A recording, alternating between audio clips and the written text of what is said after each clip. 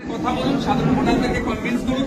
আমাদের লক্ষ্য উদ্দেশ্যটা কি, আমাদের জনপ্রতিনিধি কেমন হওয়া দরকার এবং পার্লামেন্টে গিয়ে তারা কোন কোন বিষয়ে কথা বলবেন, সেই সব বিষয়গুলো আজকে তাদের সামনে উত্থাপন করা এবং জোটের বিষয়ে একটু ক্লিয়ারিফিকেশন দিলাম।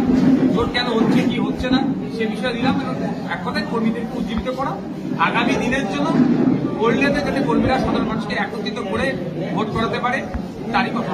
শুধু উত্তর বাংলা নয়, সারা পশ্চিমবাংলাতে তৃণমূলের এখন মুসলিম জনসংখ্যা যেখানে বেশি, আমি কোড আনকোড বলছি আবার, পশ্চিমবাংলায় যেখানে মুসলিম জনসংখ্যা বেশি সেই সমস্ত মুসলিম এলাকাগুলোতে গিয়ে পাড়াতে গিয়ে তৃণমূল কংগ্রেস বিজেপির ভয় দেখাচ্ছে তথা সিএ এর ভয় দেখাচ্ছে।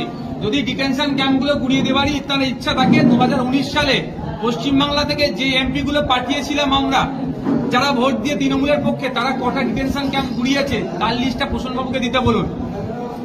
প্রসন্নবাবু তো ভয় দেখিয়ে মানুষের ভোট দিতে চাইছে, শুধু প্রসন্নবাবু নয়, তার দলের নেতৃত্ব হচ্ছে এখন মূল কাজ হচ্ছে মুসলিমদের ভয়টা দেখিয়ে ভোটটা নাও। এটা তো সিএ হচ্ছে ভোট ধরার কম। দাদা, আপনি তো যখন বিধানসভায় গেলেন কংগ্রেস সিপিএম জোট একদম আপনাদের ছিল, কিছুটা কি জোটে ফাটল ধরছে বা সমস্যা হচ্ছে? আমি সংযুক্ত মোর্চার বিধায়ক, নিজেকে আজকের দিনও বলতে বেশি স্বাচ্ছন্দ্য বোধ করি। লোকসভা নির্বাচনের মাথায় রেখে আমরা চেষ্টা করেছিলাম যে বিজেপি তৃণমূলকে হারাতে, একজন সিএ আনছে আর একজন সিএ এর ভয় দেখিয়ে ভোট নিচ্ছে, এই দুটো শক্তিকে হারাতে আসুন ঐক্যবদ্ধ হয়ে লেফট ফ্রন্ট, কংগ্রেস আর আইএসএফ মিলে এক ঐক্যবদ্ধ হয়ে লড়াই করি। কিন্তু দুঃখের বিষয়, ক্রমশ আইএসএফ কে কর্নার করার চেষ্টা হচ্ছে। কংগ্রেস তো আমাদেরকে নাকি পাত্তাই দিচ্ছে না, তো তারপরেও আমরা আর কয়েকটা মুহূর্ত হয়তো অপেক্ষা করব, অন্যথায় আমরা আমাদের মতো যেভাবে মনস্থির করেছিলাম একক লড়াই করলে 20টার অধিক সিট দেব, হয়তো 20টার অধিক না সিট দিলেও আটটাতে সীমাবদ্ধ থাকবো না, 8-এর ডবলও হয়তো হয়ে যেতে পারে। আমরা এককভাবে লড়াই করবো, আর এককভাবে লড়াই করার জন্য আমাদের মানসিক প্রস্তুতি অনেক আগে থেকেই আছে।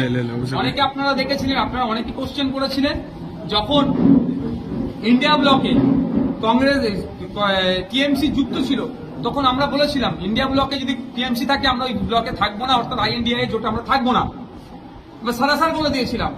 তখন আমরা এককভাবে লড়াই করার জন্য মানসিক প্রস্তুতি ছিলাম।